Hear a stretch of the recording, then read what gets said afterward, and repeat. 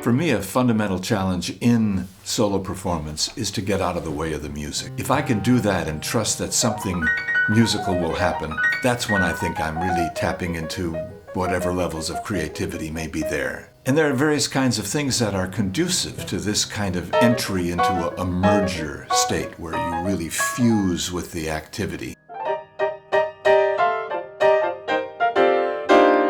And a big part of it is the set and the setting. If it's a venue that really pulls for this experience, it's certainly easier to get into.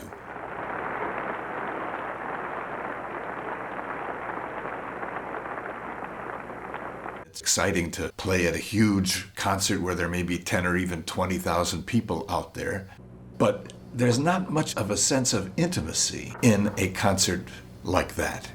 And I find that in some venues, even some venues that have had some size, like I do recall playing at the Berlin Jazz Festival back in 1983 at the Berlin Philharmonic Hall, which acoustically is an exquisite place. Now, even though that room housed over 2,000 people, maybe close to 3,000 people, it felt almost like I was in a living room. And that really allowed me to tap into a lot of music on that occasion. There's been other places too. I'm just recalling, we're recording this today in June of 2011, and last night I played at the Healdsburg Jazz Festival at the Raven Theater. An old funky theater, holds maybe 500 people, and the acoustics were great, and the people were really into the music. And so I felt a connection. There was a kind of intimacy, even though there were 500 people there. Recently, there's been a proliferation of house concerts. The idea of this is an old one, probably goes back at least to the Renaissance, with salon events. And if you go on artists' websites and take a look at their itineraries, typically now you see sprinkled among their concerts at larger venues are performances in people's homes. The appeal of this is great, not only for the audience, but particularly for the artist.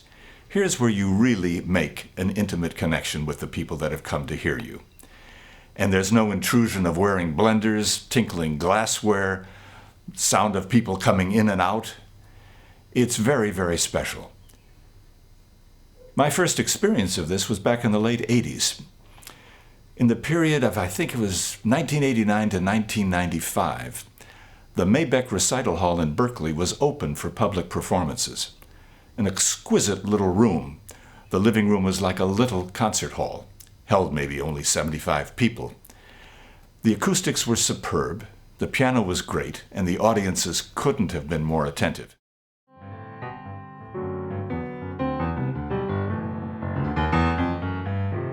I had a feeling I might not bump into anything like that again. But a few years back, I heard of Ernie Shelton's house concerts in Sebastopol, California. Ernie's a fine singer and loves music of all kinds, and decided when he was remodeling his home to include a performance space. And he got a hold of a 9-foot concert grand and began having concerts there. I've been privileged to play there on a number of occasions and recorded the concert in this room where people came who were utterly dedicated to hear the music. It's a perfectly pure setting for music, and the sense of connection with the audience was really exquisite.